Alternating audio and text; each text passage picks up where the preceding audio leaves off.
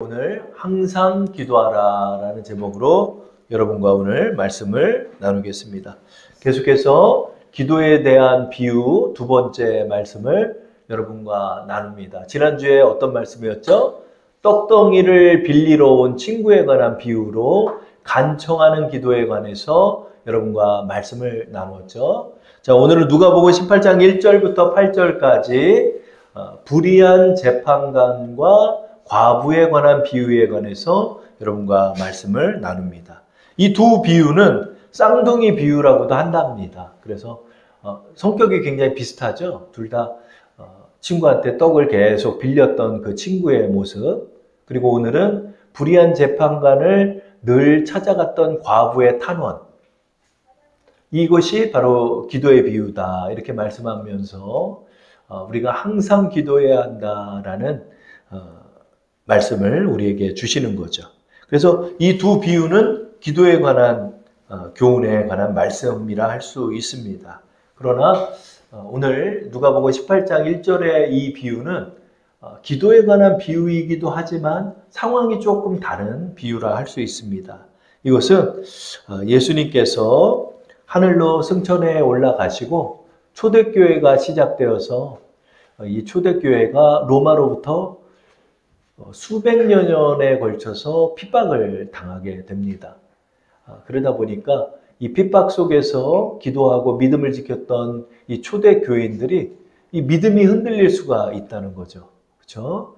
그리고 여러 핍박 속에서 경제적으로나 또 잡히면 또 순교를 당하게 되는 그 어려운 시기들이 있었습니다. 그 시기에 관한 비유라 할 수 있는 것입니다. 그래서 이 초대교회 사람들은 예수님의 재림을 누구보다도 기다렸던 사람들이에요. 왜냐하면 이 사람들이 의지할 게 뭐가 있겠어요. 그렇죠? 세상에서 붙잡히면은 핍박당하고 사자의 밥이 되고 콜레세움 경기장으로 끌려가서 화형당하고 십자가에 못 박혀 죽고 이렇게 엄청나게 많은 사람들이 순교를 당하는 시기에 이 초대교회 공동체들은 예수님의 재림만을 바라보면서 기도를 했습니다. 그래서 초대교회 사람들은 사실은 예수님이 금방 구름을 타고 지상으로 재림하실 것을 믿었어요. 그래서 예수님의 재림을 바라보면서 많은 이들이 기도했죠. 그러나 예수님의 재림은 지연됐습니다. 그런 사이에 많은 사람들이 붙잡혀서 순교할 때 우리가 기도하다가 이 성도들이 낙심에 빠질 수가 있는 것이죠. 이러한 어려운 시기 때 기도에 대해서 예수님께서 이 불의한 재판관과 과부에 관한 비유로 이들에게 말씀해 주는 것입니다. 이 말씀을 가만히 묵상을 한 주 동안 해보면서 올해 이 현대를 살아가고 있는 우리에게 너무나 맞닿아 있는 말씀이다라는 생각이 들었습니다. 미국의 한 저명한 목회자가 있습니다. 그 목회자가 현대의 영적 전쟁에 대해서 이렇게 말한 적이 있어요. 현대의 영적 전쟁은 낙심과의 싸움이다. 이렇게 말을 했어요. 우리 기독교인들이 이제 세상에서 점점 인정을 받지 못하죠. 그렇죠? 그리고 이렇게 신앙생활을 한다고 해서 누가 귀히 여겨 주지도 않죠. 그렇죠? 그리고 한 건물 건너 한 건물에 교회들이 있죠. 그리고 수많은 목회자들이 있죠. 그러다 보니까 이 사람들이 기독교를 멸시하고 또 기독교의 가치와 예수를 믿는 믿음에 대해서 그렇게 귀하게 여기지 않는 시대를 우리는 살아갑니다. 예전에는 나라를 이끌어 주시는 정신으로 이 기독교의 정신이 인정을 받던 시기가 있었어요. 그렇죠? 그래서 우리나라에도 이 병원이 들어올 때 전부 다 우리 기독교 선교사님들이 이런 병원과 학교를 세우면서 우리 전쟁 중에 폐허가 되어 있는 우리나라를 이렇게 일으켜 세우는 역할을 기독교가 했죠. 근데 지금은 좀 그런 시기가 아니죠. 그렇죠? 그러다 보니까 사람들이 신앙생활을 하면서 낙심에 빠질 수 있다는 것입니다. 이 낙심에 빠지는 신앙에 대해서 우리의 믿음을 지키는데 주님은 우리에게 말씀하는 거죠. 항상 기도해야 한다. 그래서 오늘 이 말씀을 통해서 기도의 의미를 우리는 한번 되새겨 보려 합니다. 주님께서는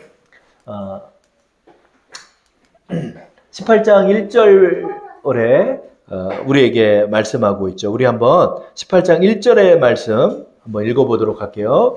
예수께서 그들에게 항상 기도하고 낙심하지 말아야 할 것을 비유로 말씀하여. 그렇죠? 이 마지막 때를 걸어가는 이때, 지금도 마지막 때였고요. 초대교회 때도 마지막 때였던 거예요. 주님이 보시기에는 언제나 마지막 때예요. 예수님께서 지상으로 재림하면 이제 온 세상은 이제 심판 안에 들어가게 돼서 그들의 모든 행함에 따라, 죄가에 따라 하나님의 심판을 받는 시기가 오는 거죠. 그때는 모든 것이 다 끝나버리는 시기입니다. 그렇기 때문에 우리는 모두 다 우리 주님의 오심을 바라보면서 우리는 걸어가는 신앙인이라 할 수 있죠. 예수님께서 이러한 때 비유로 처음에 말씀하신 게 뭐죠? 너희가 낙심하지 말아야 한다. 이렇게 말하고 있어요. 신앙인이 낙심하지 말아야 한다. 그러기 위해서 어떻게 해야 한다? 항상 기도해야 한다. 이렇게 제자들에게 기도를 가르치고 있는 거예요. 그렇죠? 이 낙심이란 단어는 우리 마음이 용기를 잃게 되는 그런 마음이죠. 근데 신앙적으로 보면 영어 번역본을 살펴보니까 세 가지로 낙심을 표현하고 있더라고요. 그래서 lose heart라는 단어를 써서 자신감을 잃게 된다. 그리고 give up, 포기하게 된다. 그리고 세 번째로 faint, 희미해지다. 이게 영적인 의미가 있는 것 같아요. 뭐죠? 우리가 예수님을 믿는 믿음에서 낙심하게 되는 것은 자신감을 잃게 되는 것이고 용기를 잃게 되는 것이고, 그 다음 우리가 신앙에서 신앙을 포기하게 되는 거예요. 신앙 포기하는 사람들도 많다는 것입니다. 그리고 희미해진다는 거예요. 뭐죠? 예전에 충만했던 믿음이 희미해져 가는 거예요. 희미해져 가는 거예요. 기도도 그렇게 기뻐하지는 않고, 찬양 부르는 것도 기뻐하지 않게 되고, 교회 나오는 것도 그렇게 예전 같지 않게 되고, 이렇게 되면서 한 번 예배를 빠지기 시작하고, 기도를 한 번씩 빠지기 시작하면서 이렇게 교회를 떠나는 가난한 신자들이 너무도 많은 것입니다. 우리 장로님께서 오늘 기도하실 때 1200만이라고 했지만은 실제적으로는 400만 정도로 보고 있어요.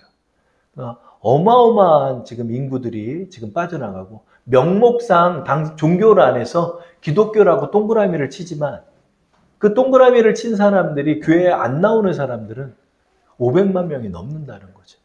그렇죠? 절반 이상이 지금 넘는 상황에 처해 있다는 거예요.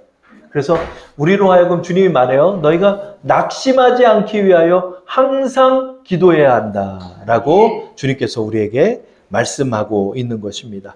항상 기도해야 한다. 왜 그러죠? 항상 기도한다.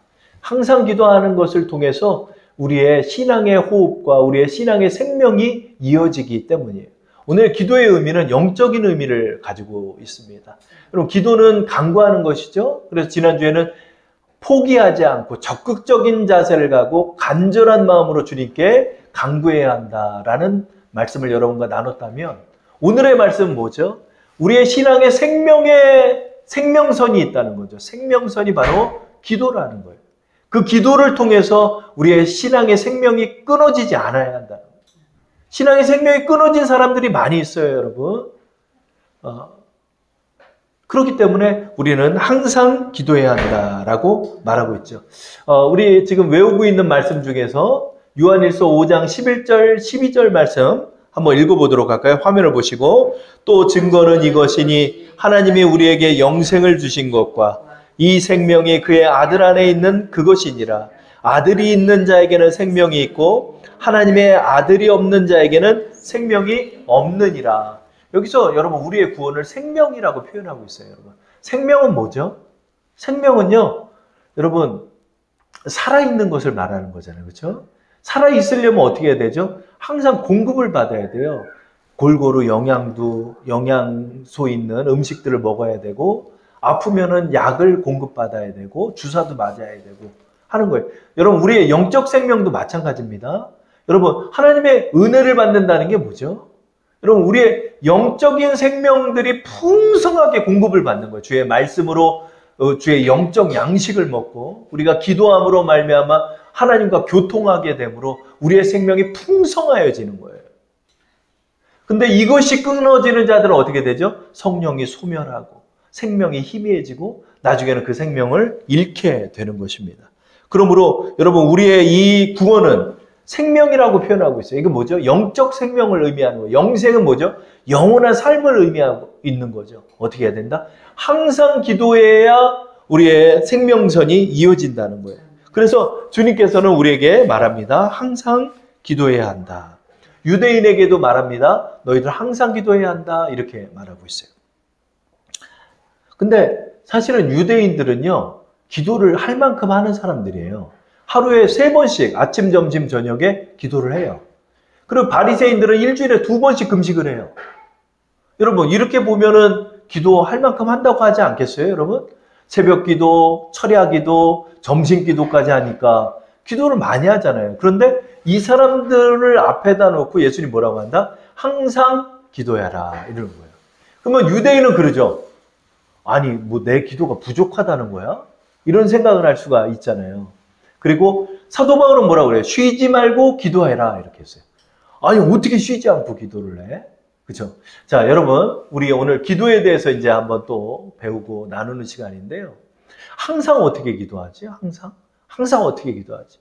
예전에 제가 말씀 한번 전한 적 있죠. 쉬지 말고 기도해라 그랬더니 항상 중얼거리고 기도하라는 목사님이 있어요. 하나님 아버지 정말 그게 조현병이지. 그게 무슨 기도예요. 아니, 그렇게 하라는 뜻이야. 여기서 항상 기도하라는 게 무슨 뜻이죠? 항상 기도하라는 거. 그렇죠? 이 항상 기도하라는 건 물론 양적인 측면이 있어요. 그렇죠? 자꾸 주님을 찾아뵙고 교회만 모이면 자꾸 들어가서 기도도 하고 또 시간이 또 나면은 기도원도 가서 또 작정으로 기도도 하고 새벽에도 기도하고 저녁에도 기도하라는 기도의 시간과 양의 의미가 분명히 있어요. 항상 기도하라는 거. 그러나 항상 기도하라는 주님의 명령에 충족할 수는 없어요. 그렇죠? 그건 자주 기도하다 이런 표현이 되는 거죠. 자주 기도해라. 많이 기도 좀 해라. 더 좀 기도해라. 그런데 주님은 더 좀 기도해라가 아니라 항상 기도하라고 그랬다는 거죠. 그렇죠? 항상 기도해야 한다. 그렇죠? 이 말씀을 액면 그대로 받아들이는 자들이 이제 잘못될 수가 있죠. 그래서 생계를 다 때려치고 기도원에 들어가서 그냥 사는 사람이 있어요.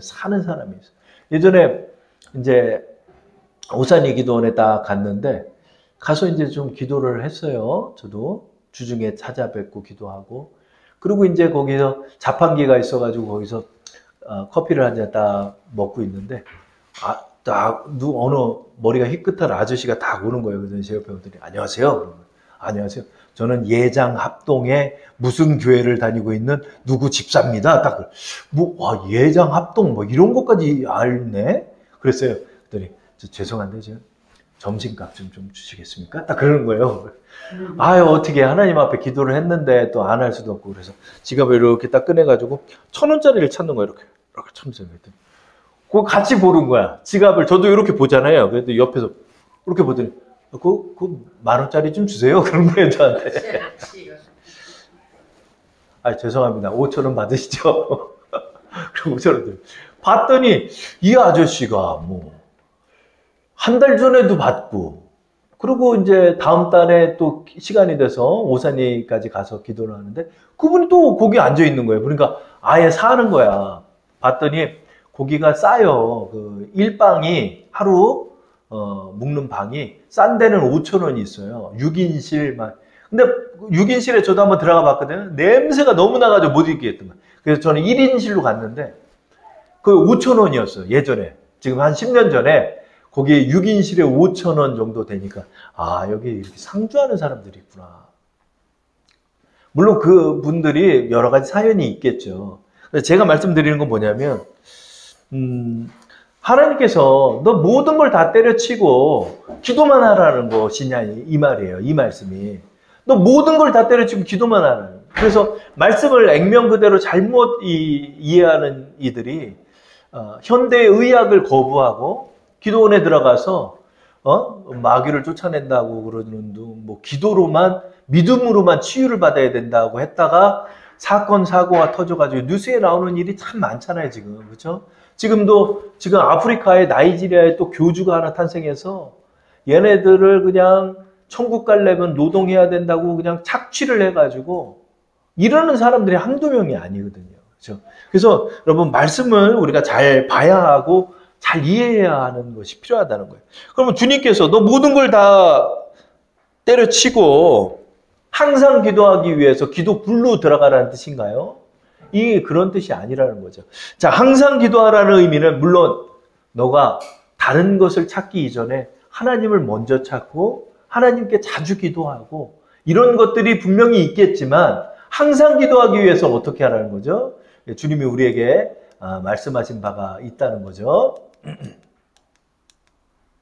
자, 여기서 이제 기도하다라는 단어는 주님께서 이 헬라어로는 프로슈코마이라는 단어를 썼어요.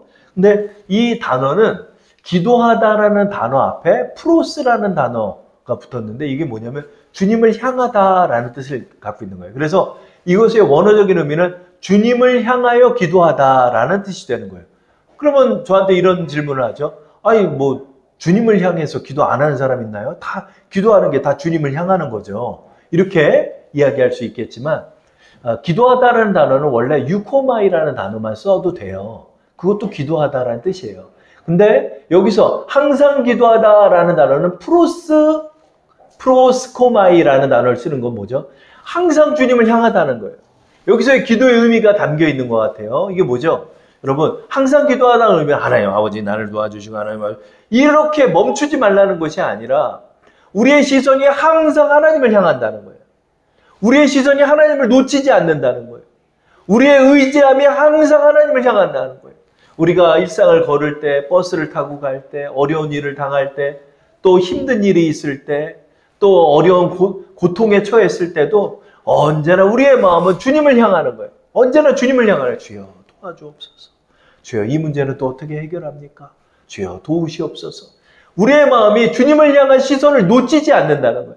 믿음의 시선을 놓치지 않는다는 거예요. 주님을 향한 우리의 마음과 기도가 끊이지 않는다는 거예요. 이것이 바로 항상 기도하다라는 뜻이 되는 거예요. 기도는 주님을 향한 시선을 놓치지 않는 것입니다. 여러분 이것을 통해 우리는 주님과 항상 교통하며 주님을 의지하는 기도를 할 수 있는 것입니다. 주님은 우리에게 말해요. 이것이 바로 항상 기도할 수 있다는 거예요. 나의 시선을 놓치지 않는 거예요. 주님을 향하여 나의 시선이 놓쳐지지 않는 거예요. 주님을 향한 마음을 잃지 않는 거예요. 주여 도우시옵소서. 이것이 바로 주님과 동행하는 것이 되는 것입니다. 그리고 계속해서 주님은 이제 불의한 재판관과 과부에 관한 비유로 말씀하여 주십니다.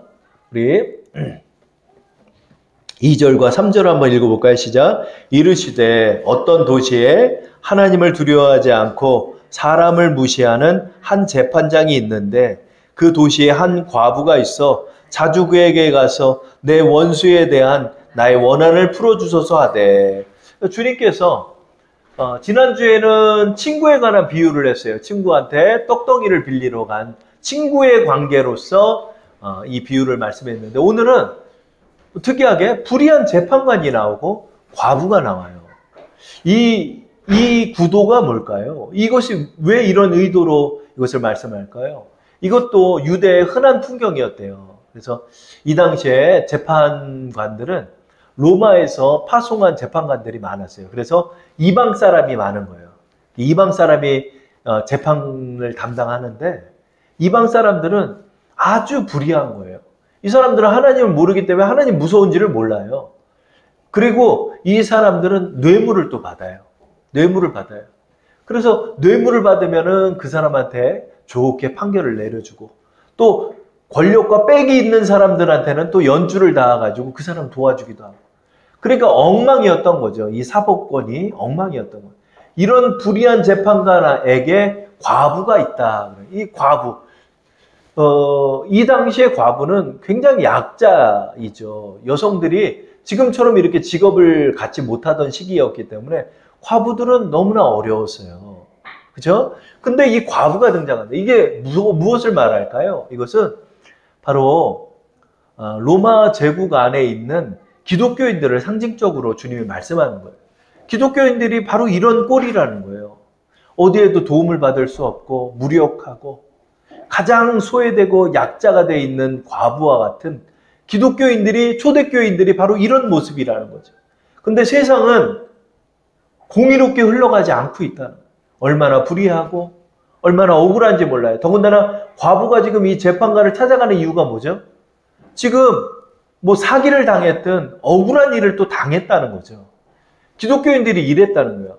몸만 있으면 기독교인들을 탓하고 몸만 있으면 기독교인들을 공격하고 또 기독교인들은 붙잡혀가고 또 죽임을 당하고 어디에서나 먹고 살기도 어렵고 이 믿음 지키는 게 너무나 어려운 이때 어디에도 의지할 곳이 없는 상황, 이 상황을 지금 주님은 비유로 말씀하고 있는 거예요. 근데 이 과부는 어떻게 하고 있다는 거죠? 3절을 보면 자주 그에게 갔다 그런 거예요. 자주 그에게 가고 있다. 우리는 여기서 이 과부의 자세를 배워야 할 것 같아요. 사실 불의한 재판관 찾아가 봤자 소용이 있겠습니까? 없죠. 없죠. 해줄 것 같지도 않고 나의 말을 들어줄 것 같지도 않고 나를 도와줄 일은 아무도 없고 이러한 때에 이 과부는 재판장을 찾아가고 있다는 거예요. 이것이 무엇을 의미하죠? 주님은 오실 것 같지도 않고 언제 구름 타고 올 것 같지도 않고 아무리 기도를 해도 응답은 보이지 않고 또 하나님께서는 침묵해 보이시고 이러한 때에 기독교인들은 마음에서 갈등이 많이 일어나요. 그렇죠? 기도를 계속 해야 돼 말아야 돼. 새벽 기도를 또 나가야 돼 말아야 돼.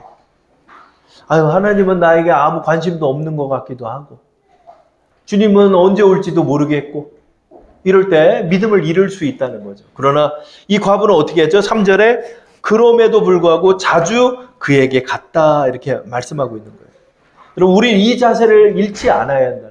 초지일관의 자세를 가지고 하나님 앞에 이러한 많은 갈등 속에서도 우리의 기도의 자세를 놓치지 말라는 거예요. 주님을 의지하고 주님을 바라보고 주님께 또 찾아뵙고 주님께 또 기도하고 주님께 부르짖고 마음으로 주님을 부르면서 우리의 이 기도하는 이 자세를 결코 놓치지 않아야 한다는 거예요.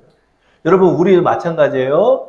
우리 신앙인들이 이 낙심에 빠지기가 쉬워요. 낙심에 빠진 이들이 신앙에서 파선하기도 하는 것입니다. 이러할 때 우리는 어떻게 해야 한다? 항상 기도해야 한다. 이것을 놓치지 않아야 돼. 그랬더니 이 재판관이 조금씩 움직이기 시작하네요.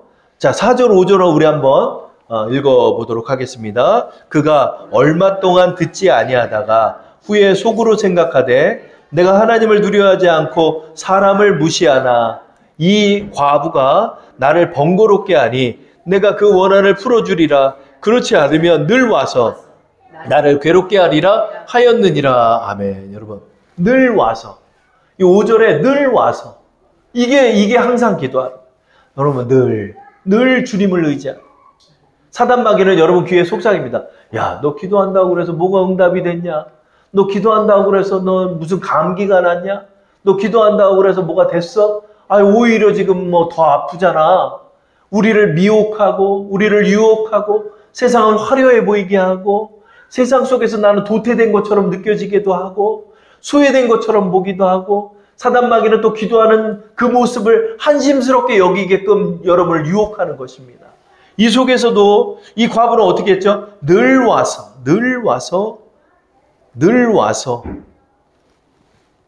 재판관에게 탄원했다는 것이죠. 여러분 우리의 성도들도 바로 이것을 잊지 말아야 한다는 거예요. 언제나 주님이 내일도 구름 타고 오시지 않을 것 같고 모레도 안 올 것 같고 영원히 안 올 것처럼 보여도 여러분 우리는 언제나 늘 주님 앞에 와서 주님의 존전 앞으로 찾아뵙고 또 바빠서 교회를 못 온다 할지라도 내가 운전석에 있을 때나 내가 내 침상에 앉아 있을 때나 내가 소파에 앉아 있을 때에도 언제나 마음을 향하여 주님을 부르짖고 주님께 기도하고 주님께 간구하는 거예요. 늘 주님을 향하고 늘 주님 앞에 기도할 때 주님께서는 말씀하여 주시는 것입니다. 6절에 7절에 이제 우리 5절에 재판관은 얘기해요. 내가 하나님도 두려워하지 않고 내가 사람을 무시하는 내가 이런 사람인데 내가 이 여자권은 내가 들어줘야 되겠다. 진짜 오랜만에 올바른 재판 한번 해줘야 되겠다. 안 했다가는 내 귀가 그냥 아파서 내가 살 수가 없겠다. 이러는 거예요, 마음으로. 그러니까 오랜만에 공정한 재판을 해주고 있다는 거죠. 주님은 이 비유를 들면서 6절, 7절에 말씀하고 있죠. 우리 한번 읽어볼까요? 시작. 주께서 또 이르시되 불의한 재판장이 말하는 것을 들으라. 하물며 하나님께서 그 밤낮 부르짖는 택하신 자들의 원한을 풀어주지 아니하시겠느냐. 그들에게 오래 참으시겠느냐. 이렇게 주님이 말씀하고 있는 거예요. 먼저 우리 이 말씀을 통해서 여러분 그 원한을 풀어주지 않겠냐. 이게 뭐죠? 주님이 알고 있다는 거죠. 그 과부의 원한을 알고 있어요, 지금. 과부가 지금 왜 원한까지 생겼는지, 왜 이렇게 사기를 당했고 호되게 당해가지고 재산도 다 뺏기고 또 불의한 재판까지 받아가지고 그녀는 지금 오고 갈 수 없는 아주 고통스러운 상황이라는 사실을 주님은 알고 계시다는 거예요. 그렇죠? 알고 계시다는 거예요. 그리고 뭐예요?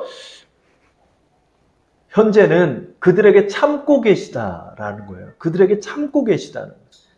어떠한 이유에서인지는 모르지만 주님께서는 지금 주님의 백보자 심판을 펼치시기에는 아직 구원할 이들이 있다는 거예요. 그래서 주님의 재림이 지연되고 있다는 거예요. 왜? 더 많은 이들을 구원하시기 위해서.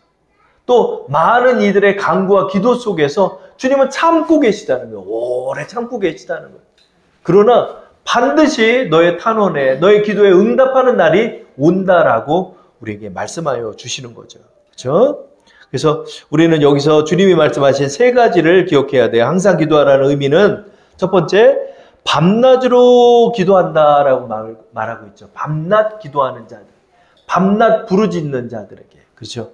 항상 주님을 향하는 시선과 믿음을 놓치지 않고 또 실제로 기도도 그렇게 하라는 거예요. 또 철야도 할 수 있으면 하고 기도원 가서 기도할 수 있으면 좀 더 기도하고 더 간절히 간청하며 주님 앞에 기도한다는 거죠. 그리고 두 번째 뭐죠? 부르짖어 기도한다는 거예요. 부르짖고 있다는 거예요. 부르짖죠. 이게 뭐죠? 간절한 마음을 가지고 기도한다는 거죠. 항상 기도하라는 의미는 뭐죠? 간절한 마음이 담겨 있다는 거예요. 네, 세 번째로 뭐요? 택하신 자들의 기도라는 거예요. 택하신 자들의 기도가 있다는 거예요. 하나님은 이것을 반드시 들어준다는, 이게 뭐죠? 이것은 성령으로 거듭난 자를 말하는 거예요. 구원받은 자들의 기도를 말하는 거예요. 구원받은 자들의 기도를 하나님 안 들어주겠냐는 거예요. 반드시 들어준다는 거죠. 그래서 여러분 우리는 세 가지를 기억해야 돼요. 밤낮 부르짖어서 택하신 자들임을 우리는 기억하면서 주님 말하는 것을 우리는 기억해야 돼요. 그들에게 언제까지나 오래 참으시겠냐? 아니다. 반드시 응답해 준다. 불의한 재판관도 결국은 응할 정도인데 하물며 너희를 위하여 독생하신 아들 그리스도를 보내신 하나님께서 너희 기도에 응답하지 않으시겠냐는 얘기예요. 그렇죠? 그러므로 너희는 이 자세를 잃지 말아야 한다는 거예요. 그렇죠? 여러분, 우리 이 자세를 잃지 않아야 하는 거예요. 한결같아야 한다는 거예요.